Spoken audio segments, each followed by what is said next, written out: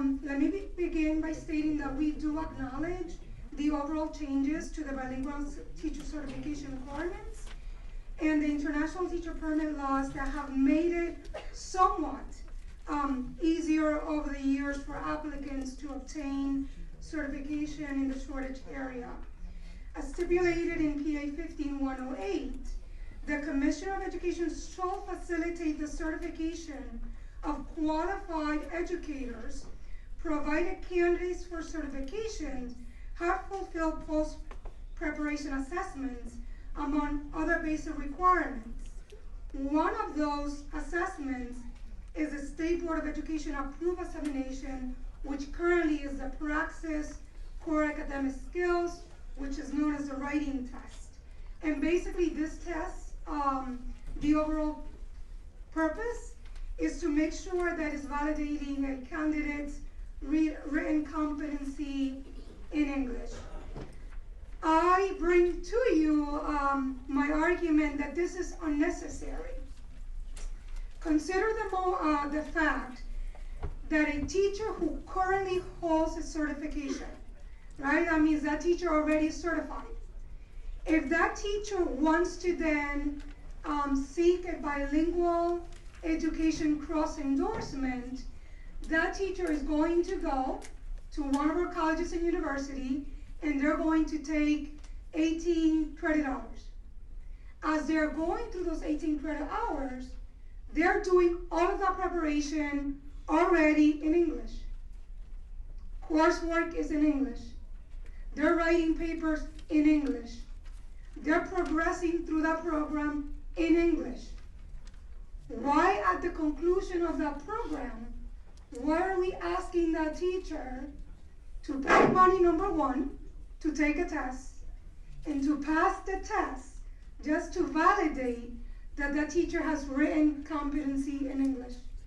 To me, that is redundant. Why are we creating, once again, more barriers, more hurdles for people to jump through that are completely absurd and unnecessary? So that's one argument. My second argument then has to do with, once again, we all know that, I'll make it quick, we're all lately supporting the research around dual language immersion programs.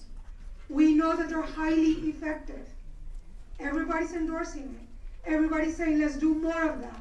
It's a great enrichment program for our students. But here we go again, consider what would be needed for those two teachers who wish to teach in that program. That means that if I want to hire the teacher, and you are going to be, let's say, my English component, and you are going to be my Spanish component, or you know what, let me call it French, because sometimes you hear Spanish and people tend to look at it differently because it's Spanish. So let me say it's French. Both of you will need a teacher, an elementary teacher certification, right? For me to hire you. You're going to be teaching content in English, and I need the other person to teach the content, let's say French.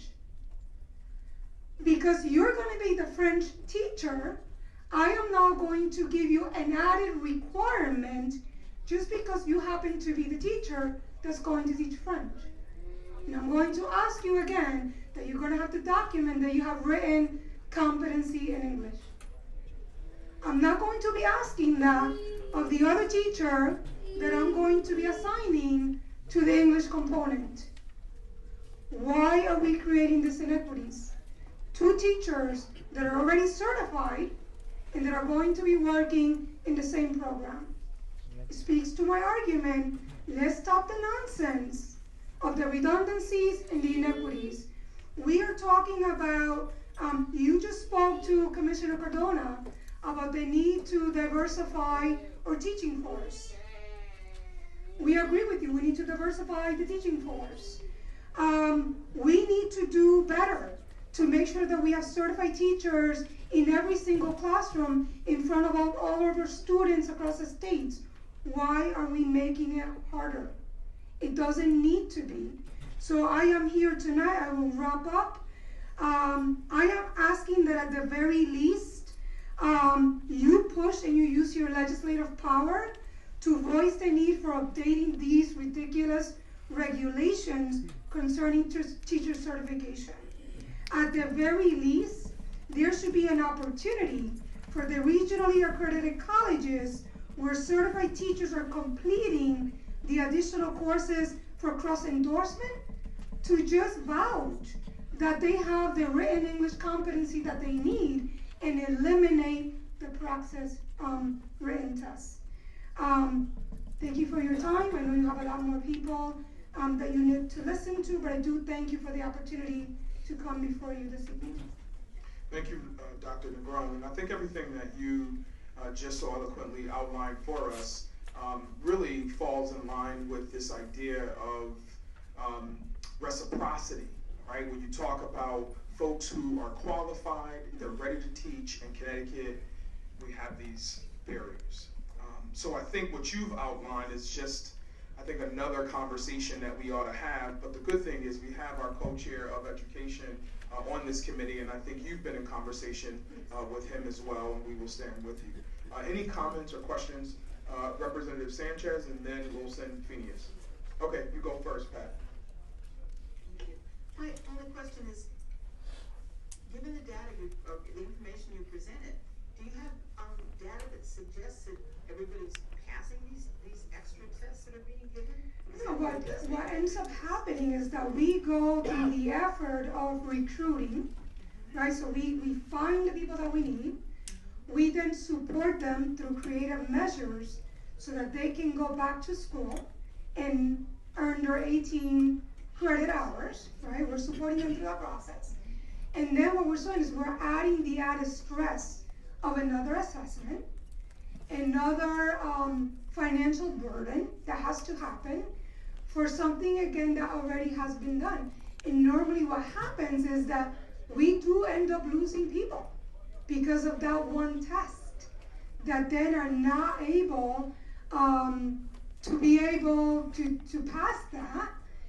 And my argument is, if the overall purpose is to demonstrate that they have the written English competency, there are ways that could be easily done without putting them through this additional test. So the test itself seems to be problematic? It is problematic. Requesting skills that it is problematic. And we're asking is that, again, as we're investing in recruiting and hiring them, we want to be able to get them to the finish line so that we keep them in front of our students and not just say, sorry, you didn't get the cross endorsement, we have to let you go, and now we have to start the process all over again. In the meantime, it means long-term subs that you're putting in front of students, or situations where, again, it just becomes a continuous revolving door, but it could easily be avoided.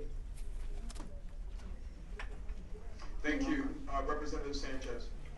Thank you, Mr. Chair, and thank you, Dr. Negron. I'm so glad that you're here testifying, and the work that Caucus has been doing lately, it's just outstanding.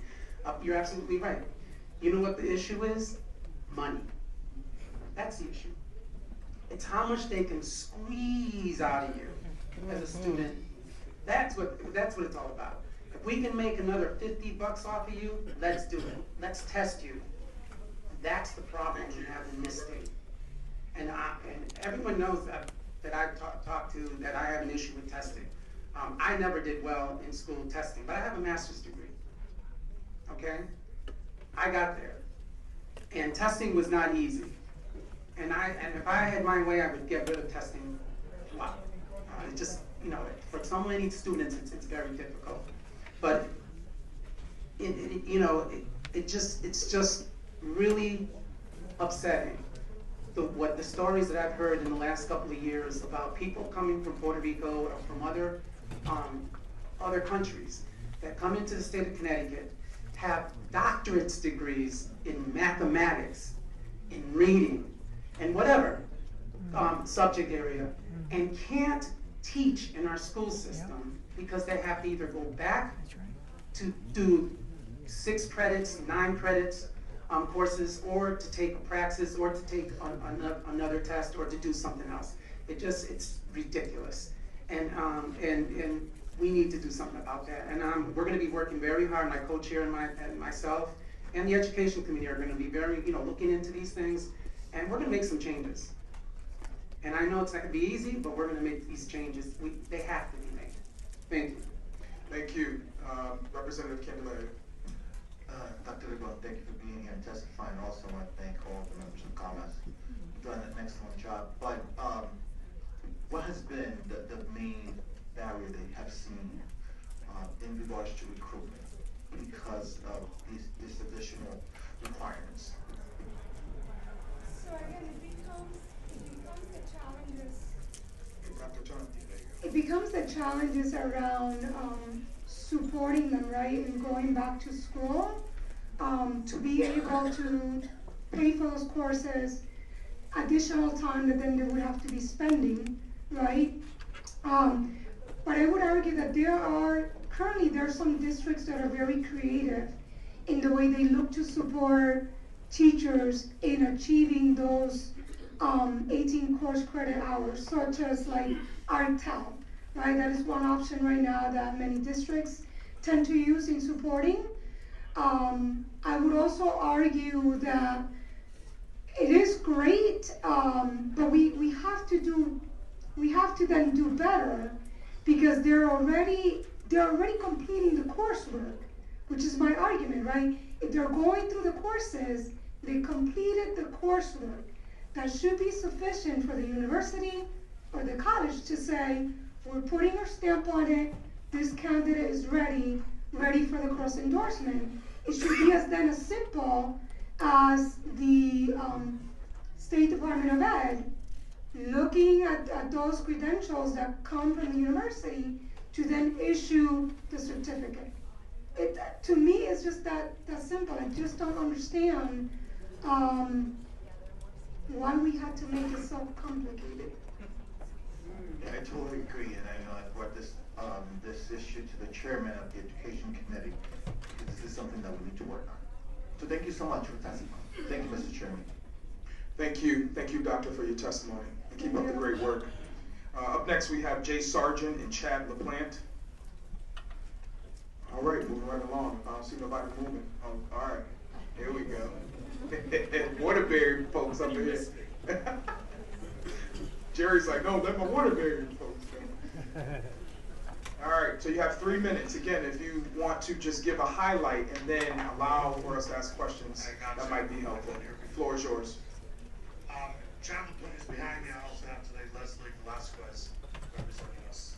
I'd like to thank the Black and Puerto Rican Caucus for listening to our plea today. My name is Jay Sargent, for the record. I'm president of the Connecticut Association of Pawnbrokers. I reside in Manchester, but I own businesses in Waterbury.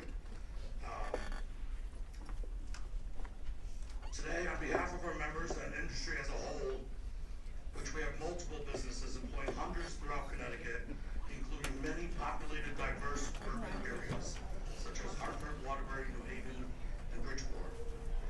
Pawnbrokers hold 3 licenses: a pawnbroker's license, second-hand dealer license, and a precious metal license. Under the current law, pawnbrokers who hold all their aforementioned licenses must issue a check when buying goods from a customer. The shop can then cash his own check up to a value of $1,000. However, on July 1st, 2021, the practice of pawn shops cashing their own checks, which benefits our customers immensely, will be effectively removed. This will negatively affect the customer and should not be allowed to happen. To be clear, we are simply asking that the July 2021 sunset date be removed so that the current way of doing business will be preserved. Many people who use our services at pawn shops are lower income and unbanked, meaning they do not hold a bank account. This also means they do not have access to the services of a bank, check cashing as an example, because they do not have enough money to maintain a bank account. No account means they must pay exorbitant fees to have a check cashed, at a check cashing company. So simple transactions like cashing a check are time-consuming and costly for customers. Instead of receiving cash from a pawn shop, customers will have to pay the high fees and use these extreme It's even worse on weekends, holidays, after hours, when all of these places are closed. These individuals who miss work, have their electricity turned off, miss a rent payment, or not even be able to buy groceries for their families that evening. As a result, lower income people and families are at great risk of being harmed if this legislation is not changed. We really need help fixing this problem. We are small businesses that take pride in the diverse communities that we serve and contribute to in many ways, and we truly do need your help once again. We have been proactive in trying to improve all aspects of laws regulating our industry over the years and will continue to do so as needed or requested. Do you have any questions? I'd be happy to answer them. Thank you for your testimony. Representative Reyes? Thank you, Mr. Chair. Thank you, Mr. Sergeant, for coming up. Just out of curiosity, I just have only one question. Why was this law even changed? Why is this sunset date even in there at all? There's a lot of history with the regulation of pawnbrokers.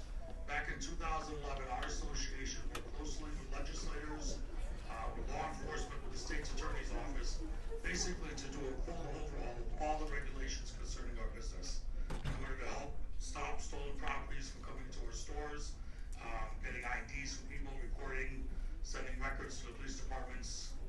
So we participated in that. One of the issues they had was they're cashing a large amounts of, or having large amounts of money go through the business. That's where the cap of $1,000 came in. We've always been in the history of pawnbroking, been able to cash your own big checks or drafts. I've been in the business for 33 years myself, before computers existed, before all these records exist the way they do today. Back at the time in 2011 when this sunset date was placed, our association didn't really argue it, but we did say that we would try to work with this, but if it wasn't going to work, we would come back and try to have it changed, which we've been doing for approximately 5 years now. Every year we're up here working with public safety and or judiciary. Once again, we're up here working with Judiciary Committee currently as they are trying to draft a proposal out of that committee. So basically, it doesn't work. The way that sunset date, it's not going to work. It's going to harm your constituents, our customers. We do not benefit at all from the change. It's the people that we serve who are benefiting from it. Either way, we still do the business we do. So I want to make that clear. It's really about the customers. And people ask me, and I've said this before, do you really care about your customers that much? Like, it's all money. Because that's all we care about is money. That's what people believe. And I wrote letters to my local representatives in Manchester and Waterbury. You know, and in that letter, I say personally for myself, I grew up in Waterbury on welfare. Single mom in what you would call the slums of Waterbury. And I worked my off and got out of that. And that was something I set forth to do. And in that path, I wanted to do something I can help other people do. And that's how I ended up in the business I'm in. I work closely with a lot of diverse people in Waterbury. It is one of the most diverse cities in the state. With very, as I've heard today, Puerto Ricans coming into the city. Welcome there. African Americans there is so diverse, and I pride myself in my business and working with them. And this is really going to hurt these families that I've worked with for 3 generations to help them. I want to thank you for your advocacy on this particular bill, but also wanted to take the time to thank you for your kind-hearted donations throughout the city of Waterbury. I know you support a lot of the Little Leagues and PALs, so thank you very much for coming here tonight. Thank you, sir. Thank you, Representative. Any other questions, comments? We were just trying to figure out what committee, but I think you clarified judiciary. So is there a bill currently before the committee? And it's not currently, it is being drafted as a proposal. Got it. I got it. Working with it right as we speak. Okay, perfect. Thank you. Thank you so much. Thank you. Next up, we have State Representative Jillian Gilchrist.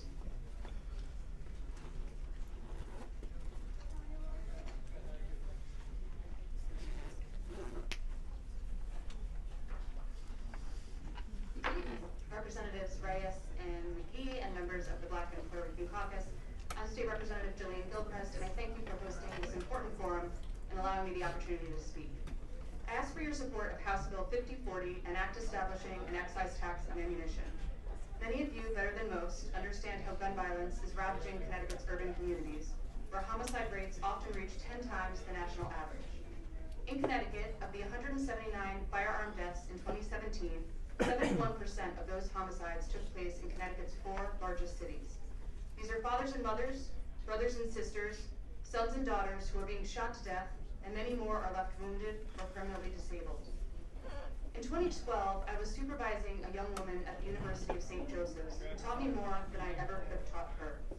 She opened up about her experience growing up in Hartford, how her brother was shot and killed while at a sleepover during a robbery gone bad, and how her boyfriend was shot in front of her in broad daylight at a gas station, in retaliation for some minor altercation that had happened at school. He remains physically disabled. She explained how most of the people she knows have been impacted by gun violence and how their trauma goes untreated. Since then, I've had the pleasure of meeting amazing organizations who are working every single day to prevent and address gun violence in our state's cities. Programs that use evidence-based violence intervention and prevention models designed to interrupt cycles of violence that are proven to be highly effective at reducing rates of gun violence. They use strategies like focused deterrence, being done by Project Longevity, that coordinates law enforcement, service providers, and community efforts to reduce risk of violence among the small, identifiable segment that is responsible for the vast majority of violence in those cities. They use street outreach strategies, being done by Peace Builders and Connecticut Violence Intervention, where street outreach workers connect with individuals at highest risk of committing or becoming victims of gun violence. And they use hospital-based violence intervention strategies, being done by Hartford Communities That Care and Connecticut Violence Intervention, where violently injured patients meet with intervention specialists and peer counselors to provide desperately needed trauma care, case management, and other services to reduce the patient's risk of retaliation or injury. These programs are doing amazing work, but they are woefully underfunded. Connecticut has provided some funding here and there, but we have never made a comprehensive investment in preventing urban gun violence. At 35%, an ammunition excise tax is expected to generate nearly $7 million in revenue. I am proposing that this revenue be used in an account to fund evidence-based strategies like the work being done in the programs I just mentioned. Beyond the emotional cost, there is a financial cost to gun violence. According to a 2019 congressional report, gun violence is costing the state of Connecticut $1.2 billion annually, accounting for healthcare and criminal justice costs, lost wages, and employer costs. If we know that 71% of gun homicides take place in 4 of our largest cities, then investing in programs to prevent urban gun violence can both save lives and money. The chance of a Black American family losing a son to a bullet is 62% greater than losing him to a car accident. It disgusts me that just 3 miles from my house in West Hartford, the reality for one family is a world of difference than my own. We know what works. Please support an excise tax on ammunition and a comprehensive investment in preventing urban gun violence. Thank you so much, Representative, and thank you for your outreach to this caucus and engaging us on this very important topic. Any questions or comments for Representative Gilchrist? Thank you so much. We'll definitely be in touch. So again, thank you for your work. Next up, we have Stacey Meyers.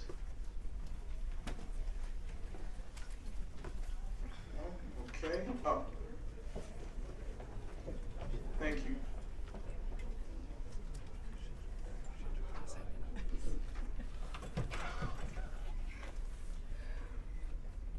Thank you, chairs and distinguished members of the Connecticut Legislative Black and Puerto Rican Caucus.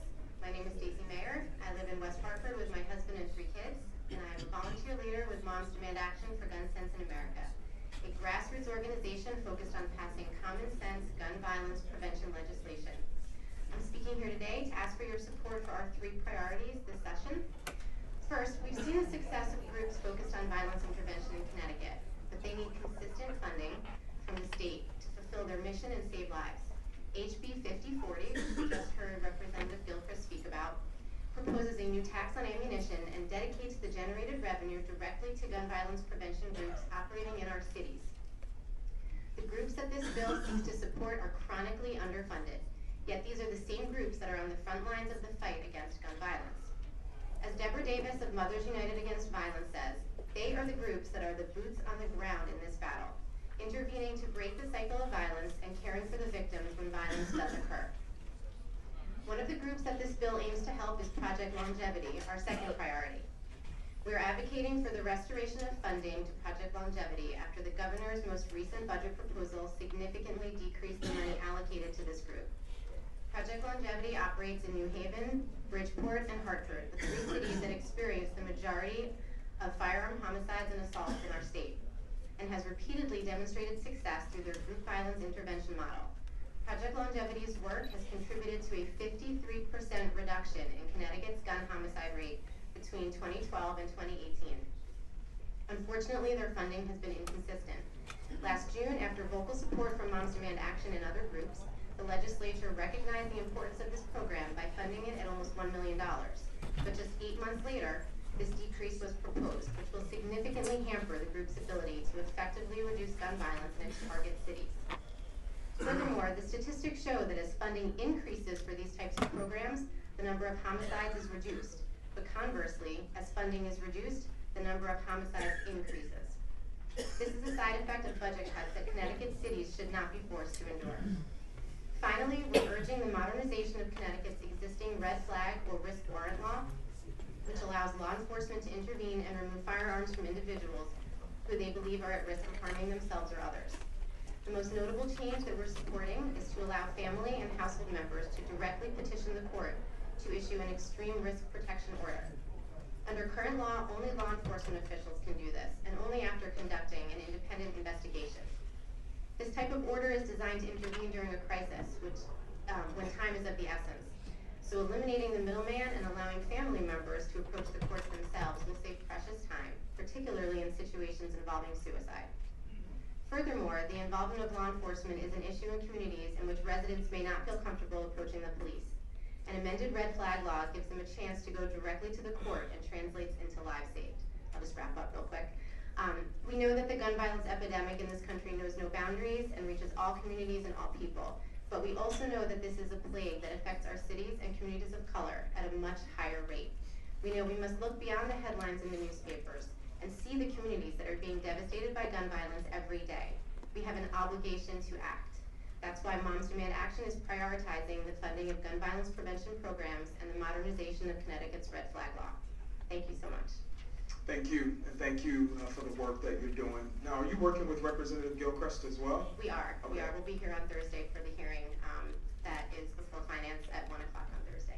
All right, so we'll let Representative Rojas know that you'll be there. Okay. Thanks again. Any comments or questions? Representative Santiago. Thank you, Mr. Chair. Thank you for coming back to testify. So what's the number of the amended red flag law? So there isn't a bill number yet, but Steve Stafford is working on that, so hopefully we'll have a proposal soon. Thank you. Thank you for coming. My pleasure. Thank you. Thanks again. Thank you. Nichelle Mullins.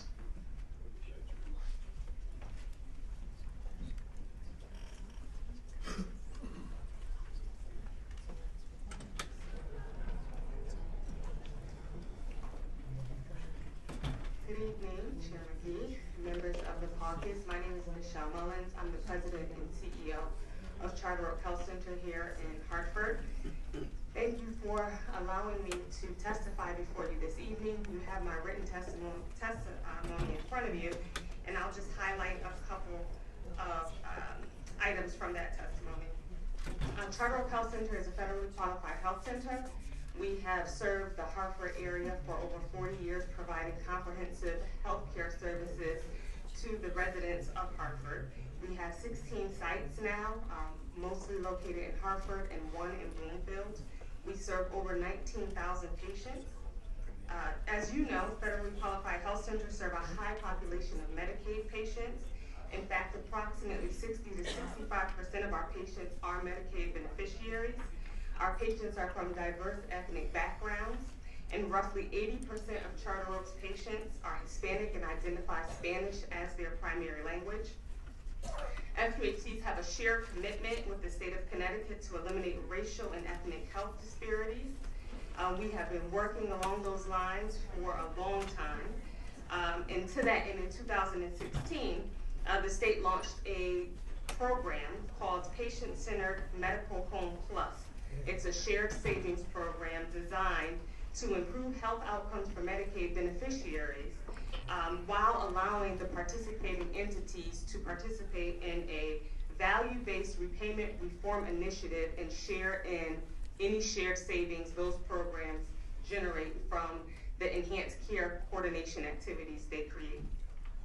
Charter Oak applied for and participated in the PCMH Plus program since 2017, and through that program we designed a program specifically around community health workers, and those community health workers worked with some of our most ill patients, those patients who were diagnosed with 2 or 3 comorbid conditions, and they accompanied the patients to grocery stores, they ensured that they had follow-up appointments, they contacted patients who were seen in the emergency room. We also provided mindfulness classes, Zumba, yoga classes, cooking classes, therapeutic painting classes for our patients, and we actually saw an improvement in their health outcomes. We saw a decrease in A1C levels, decrease in weight management, we saw better management of asthma conditions, we helped reduce emergency room utilization, we made sure that we followed up with our patients who were seen in the emergency room within 30 days, and so we helped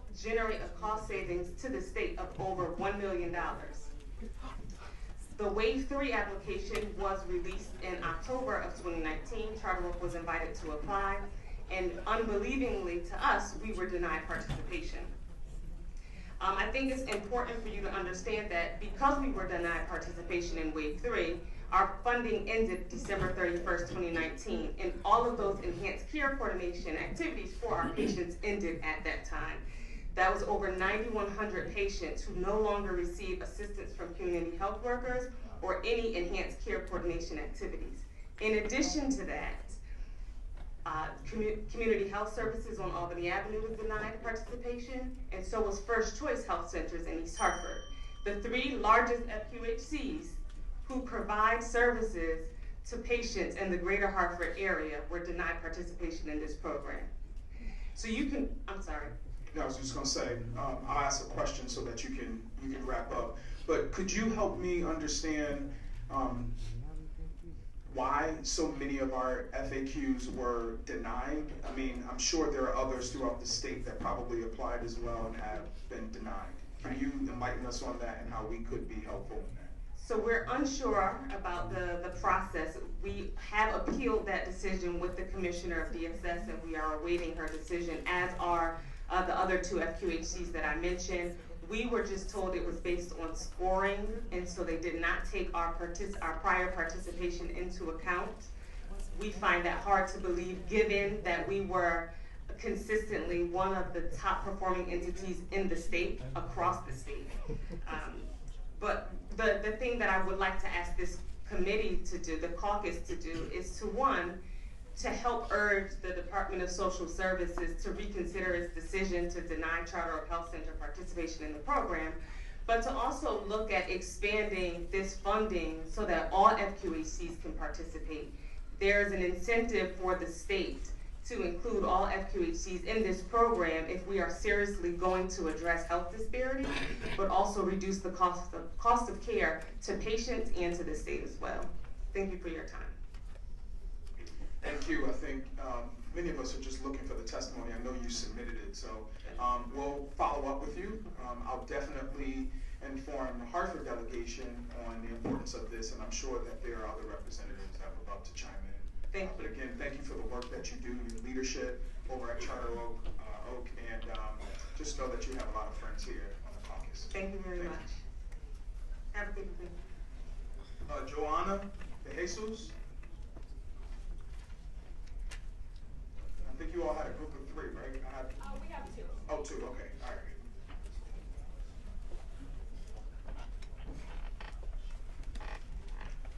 And both, please just state your name for the record. Good evening, respected members of the Black and Puerto Rican Caucus. My name is Joanna De Jesus, and I'm a counselor in training and graduate student at the University of Connecticut. I am here with classmate, Haruki Kubeda Yunamine, and several other members of the 2020 counseling cohort of the University of Connecticut. I'm also here with Virginia DeLong, Government Relations and Advocacy Chair of the Connecticut School Counselors Association. I'm also the former graduate student liaison of the Connecticut School Counselors Association. The CISCA represents the 1,400 school counselors in Connecticut, and UConn is one of the 6 universities in the state that is has an accredited school counselor program. Thank you for the opportunity to provide testimony on the importance of school counseling and the need to strengthen and create funding pathways for additional school counseling positions in Connecticut. Briefly put, school counselors are responsible for putting together an equitable, comprehensive school counseling program which focuses on providing all students with academic support, workforce readiness, and social-emotional skills and knowledge, guiding students to the best fit for post-secondary education and career training, and advocating for all students to feel supported and connected to at least one caring adult in the school. I decided to pursue a master's degree in school counseling because I grew up seeing firsthand the disparities in education. I noticed differences in the educational resources that were offered and available to my Black and Latino peers from urban communities than that of their white suburban counterparts. I knew that I wanted to make a difference by providing support and connecting students of color and their families to resources necessary to help them be successful. In the 2018-2019 school year, of the 1,435 school counselors in the state of Connecticut, a mere 4.5%, or 65 total of them identified as Black. Of that same 1,435, only 4.9%, or 70, identified as Hispanic or Latino. Moreover, of that 1,435 total number of school counselors, 1,163 of them, or 81%, identified as female, and only 267, or 18.6%, identified as male. As we know, representation matters. Studies show that students of color who have one adult of color to connect with in their school have more positive outcomes.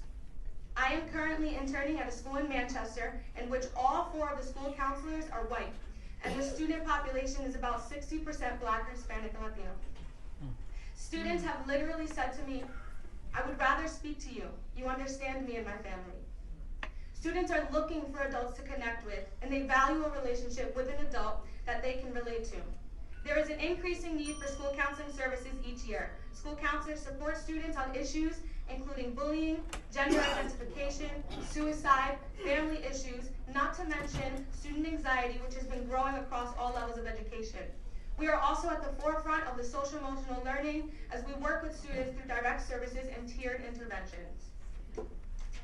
In closing, we respectfully ask that the members of the Black and Puerto Rican Caucus support Connecticut school counseling by recognizing the value of school counseling and the indispensable benefits of comprehensive school counseling programs with appropriate ratios for all students in Connecticut.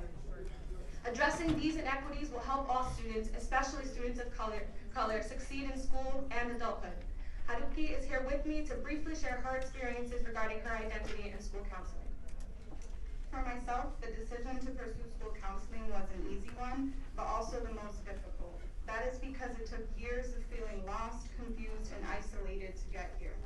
Personally, it has been a journey to understand my identity, and quite honestly, it still is. Being multiracial is not a unique experience in this country, yet at times it has felt so isolating. I went through primarily white K-12 schools with primarily white faculty. Simply put, not many people looked like me.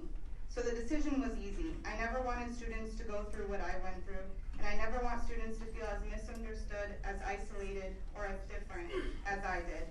And although I know gaining representation in faculty to match the population of students they are serving may be a long-term fight, but what does not have to be long-term is having school counselors who choose to conscientiously serve their students. Because at the core of what we do is service students, family, and the community. And if we are unable to match what they look like, what they experience, or the languages they speak, the least we can do is use our training in multicultural competency to work towards being able to empathize and as effectively as we can counsel and advocate for our students. Thank you. Thank you, and thank you for your commitment to being school counselors, we're so used to saying guidance counselors, but I'm so glad that you emphasize the importance of the appropriate title. It's important that we know that. Any comments or questions? Representative Felipe. Thank you, Mr. Chair. I just want to make a comment and say thank you for bringing people's eyes to what I think honestly is an access issue, because everybody looks at access, and when we talk about access here, they think about it in terms of if this is available to somebody. But access is also making sure that people understand that, you know, they want to be a part of it. And I think somebody, especially, you know, you said you went to schools that were primarily white with primarily white staff. I went to schools that weren't primarily white, but the staff was. And when I had a problem, I didn't feel like I wanted to go to them and I wanted to tell them what was going on, because I didn't think they would connect. And for me, that's a barrier to my access to them, because I'm not sitting there and thinking, oh, I'm going to get my problem solved. I'm thinking, I'm just going to sit here and have a nothing conversation and, you know, go along with my day, and my problem doesn't get solved until I solve it myself. So thank you guys for just bringing that to the table. And we thank you for sharing that. I think we see that so often with our students that come to us saying essentially those same things. So thank you. Thank you, Representative. And again, thank you, ladies, for your testimony. Thank you. Amy Dowell.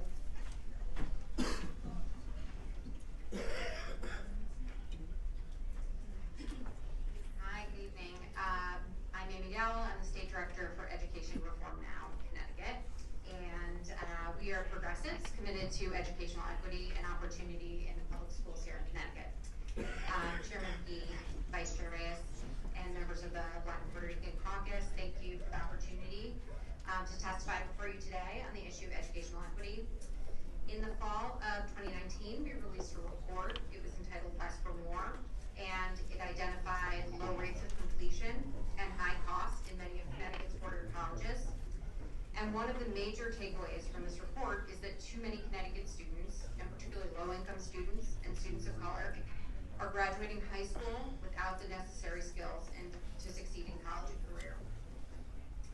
I want to highlight for you a few of our 2020 policy agenda items that are designed to improve economic and racial fairness, and polls that indicate that we have strong support across the Democratic electorate for a lot of these initiatives.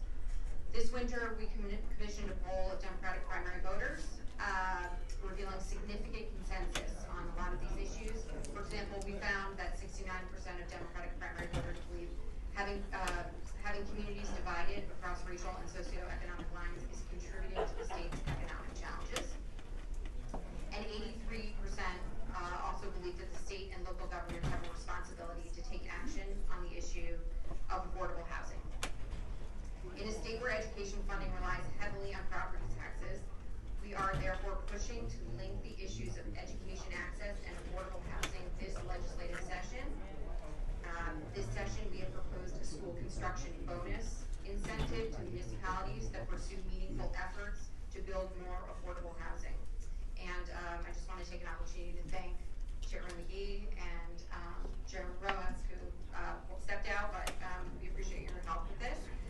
We think passing this legislation will underscore a growing statewide understanding that housing opportunity and educational access are inextricably tied together. Similarly, our poll found that 71% of Democratic primary voters support increased public school choice for families, including charters, magnets, and career academies. And Connecticut citizens understand that school quality is linked to where family can afford to live, and families deserve more options. This is especially true in Danbury, where a sharp increase in enrollment has caused the community to improvise to meet the needs of their students, and nearly half of those students are Latino. Let's support the opening of the State Board of Education approved Danbury Prospect Charter School this year. And we've also worked over the past 2 years to promote the expansion of the successful open choice program, with districts declining in enrollment in many corners of our state. While others grow to capacity, we must provide opportunities for students to attend neighboring districts for their education. Nice. Thank you so much for your testimony. Questions, comments? Thank you. Thank you so much. Next up, we have Shannon Merriman.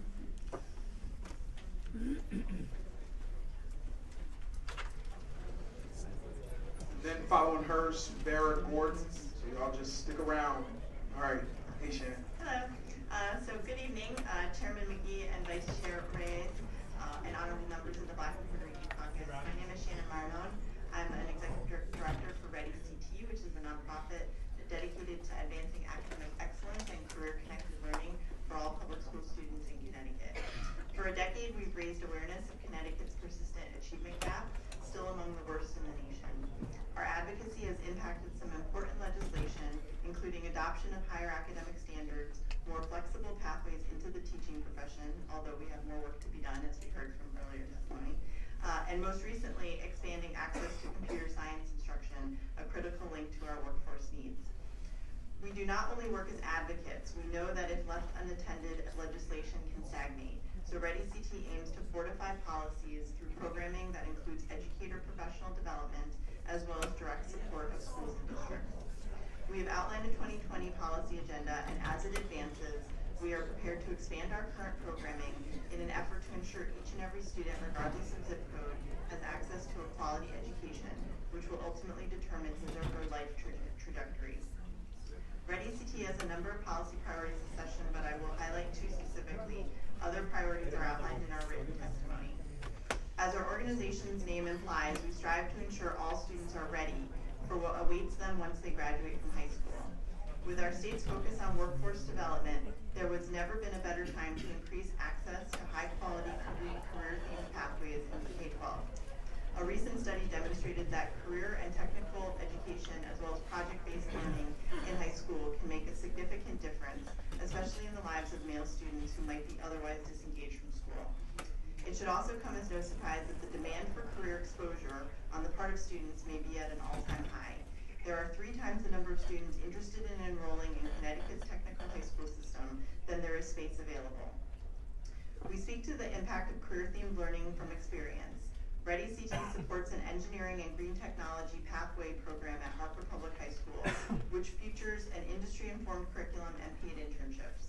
Students in this pathway receive offers from quality colleges and employers, giving them post-secondary options they might not otherwise have had. We must move away from a one-size-fits-all student experience. There should be multiple flexible on-ramps and off-ramps through high school and beyond that appeal to various career preferences and life circumstances. Changing our lockstep linear approach to learning must begin with our K-12 system. Second, Ready CT will continue to advocate for investments in early literacy. We most certainly cannot consider a student ready for post-secondary education or the world of work if she or he is illiterate. Only 41% of Connecticut's 8th graders hit the proficient mark in reading in 2019, and research indicates many Connecticut districts are not integrating scientifically based approaches to reading instruction. This is unacceptable. Last year, Ready CT with other partners, including the Department of Education, designed and delivered a year-long literacy leadership series to promote the science of reading, which emphasizes phonics, phonemic awareness, and vocabulary development. Ideally, this effort can help inform a possible statewide model curriculum that would be a benefit to students as well as schools and districts. There is still much work to do to ensure all students in our state have access to a high-quality education, and there is a need for strong advocates who are unrelenting in this quest. The caucus has taken bold steps in the past and is positioned to insist that our most underserved and vulnerable students are not dismissed or forgotten. Thank you for your time. I'm happy to discuss any of these proposals in more detail today or afterwards. Thank you, Shannon, and thank you for the work that your organization does, especially providing opportunities for young people over at Hartford High and other schools in the district. Any questions, comments? Representative Puerto. Thank you, Mr. Chair, and thank you for your testimony, and thank you for the work that you do. My question is, can you speak to the K-3 reading program that was started through Representative Miller and Senator Winfield? The CK3LI program was a program that we built off of, so we ran a year-long Literacy Leadership Institute with elementary school principals. 76 of them participated, and it was in partnership with the Department of Education, Hilford, Literacy, and Literacy How, as well as UConn. And we created a literacy scan that's based on the same standards as were established in that K-3 program. My understanding is that we just haven't had a lot of stick-to-itness to keep it going, and the resources are also more limited in terms of the financial need to keep it going. But we're doing as much as we can with the resources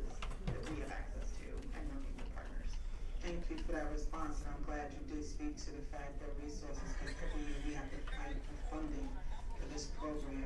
And, you know, I appreciate your testimony and what you stated about the 41%, the literate problem that Connecticut has overall, and the fact that we shouldn't have to fight. If you built your program off of that, would you say that that is a successful program that should be continued? Yes, and that it's the best practice that the state is attempting to promote. Unfortunately, you know, we are a state where each district can determine its own curriculum, and this is a space where we know the science of reading.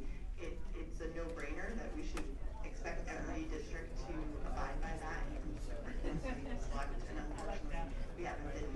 You know, we're maybe wary of being too heavy-handed, but this is the place where I think it would be worth taking a stronger stance. Thank you. Thank you so much. Thank you, Mr. Chair. Thank you, Representative. Thank you, Shannon, for your testimony. Subera Gordon. And again, be mindful of your 3 minutes. We still have about 90 more people to go. So just giving you a heads up. Ms. Gordon. 90 more to go. So it's gonna go all night. Hi, good evening, everyone. My name is Samira Gordon. I'm the Executive Director of Caucus. And I'm Phoenix McPhail, Policy and Research Director for Caucus. And I know I only have 3 minutes, so I'm going to start and give you the high level of all of our policies that we're working on this year, and then go into some detail. So what I've been calling our #1 priority is we would like to modernize Connecticut's 2012 Achievement Gap Task Force. We are also working on building an educator workforce that reflects the diversity of Connecticut's student population, integrate independent parent voice in school accountability efforts, and also develop mechanisms for greater equity, inclusivity, and transparency in school funding. So I want to start by talking about modernizing Connecticut's 2012 Achievement Gap Task Force. It's really important that states set priorities about what are the priorities for their students. And Connecticut has done a lot of work, and we've been intentional around saying we're going to reduce the amount of people who are incarcerated, and we've put our money where our mouth is, and we've done the work to do that. So we think it's time to prioritize our opportunity gap and ensure that Connecticut is finally doing the work that's necessary to close what we call is just an achievement gap that's embarrassing, and we continue to talk about those gaps in all the work that we do, and we just really think that this year is the time to do it. It's really timely. We've seen lots of statistics talk about early intervention and what we should be doing around closing the achievement gap. So we'd like to make that a priority for the legislature and have those conversations out loud. Secondly, I want to talk about building an educator workforce that reflects the diversity of Connecticut's student population. We all know that students do better when they have role models who look like them. The young ladies before me just spoke about having a school counselor that looked like them and how important that was to their success. So we have found that training is a really important component to this. So sometimes, despite people's best efforts, they're unaware of their own intentional biases. And when someone comes before them for a job, they may not look like them, and they don't seem like they're the right fit for that position. So we'd love to focus on human resources, training materials that we could provide for these individuals so they're able to understand how to look beyond their own intentional biases in hiring. And then we also think that the Commissioners Network is an important part to turn around for Connecticut's districts. We know that with the right interventions that schools can do the right things, but we also have recognized that this is a top-down approach on communities. Communities feel like the Commissioners Network is done to them, but not with them. So we'd like some independent parent voice and accountability efforts and turnarounds. So the parents in that school should be sitting at that table and feel like this is a collaborative effort, and they are part of having the right solutions for their schools. I'm going to turn it over to Hamish, who's going to talk about funding. Great. So a lot of people have talked about funding already. Connecticut's an outlier. It has over 10 funding formulas that it operates. Many schools have types of schools are in single line items, and to be equitable and fair to all kids in Connecticut, we need to make sure that the funding systems are transparent, verifiable, and sustainable. And so that means that regardless of what school type the child goes to, they're able to access great schools that make sure that they are able to receive the resources they need to be successful in whatever career or post-secondary path they choose to take. Thank you. And I just want to close by saying thank you for this important forum that you're holding. I think it's really a great day to see the turnout and see that everyone is here talking to you about the issues that matter. I think it's important to give communities a platform to just tell their story and not necessarily have a bill that they're here to talk about, but just to tell you about what's important to our communities. So I appreciate the effort of being here today. And Sabera, thank you for the work that you're doing. And I would add to your comments, it's always good to see so many people of color here at the Legislative Office Building. And I'm delighted that you are where you are, having served some time here on this side, helping us out, and now leading ed reform work. Thank you for the work that you're doing. Any comments or questions for Sabera? Representative Porter. Thank you, Mr. Chair. Can you tell me what the cut was on the Commissioner's Network? So the governor's budget had a $250,000 cut for the Commissioner's Network in his proposed budget, which I'm hoping that the legislature will put back in because these schools need it probably more than many others. And part B to that is how will that impact you if we are not able to put that back into your budget? Thank you. So the Commissioner's Network is not, if they don't have the resources that they need, services will not be provided to students. Students will not get what they need to be successful, and that is really important. I don't know exactly what the $250,000 is broken out to and exactly what services, but we know that these schools need it. This goes to extra reading instruction. This goes to making sure that students have all the services that they need. Commissioners Network students are coming in with more trauma than anyone else. They're coming in with more, they just need more supports to be successful, and it's really, I think, disheartening for me to see those schools being cut. So just as a follow-up, you know, we talk about the Commissioners Network. Really quickly, define the Commissioners Network, but then also talk about the types of students that are impacted by these projected cuts. So the Commissioners Network are the lowest performing schools in the state. And I think currently there are 8 schools in the network, but there could be up to 25. And the students, so these schools are in, I know there's one in Waterbury, there's one in New Britain, they are in our urban centers, and they're serving Black and brown kids, so just to be clear. And these students, especially in the districts that, like Representative Sanchez knows in New Britain, like these are the lowest performing districts, and these students are, some of them, these schools are barely proficient. The reading scores are incredibly low. In some of these schools, like one in Bridgeport, I think the average reading score is like 2% of those kids are on grade level for math or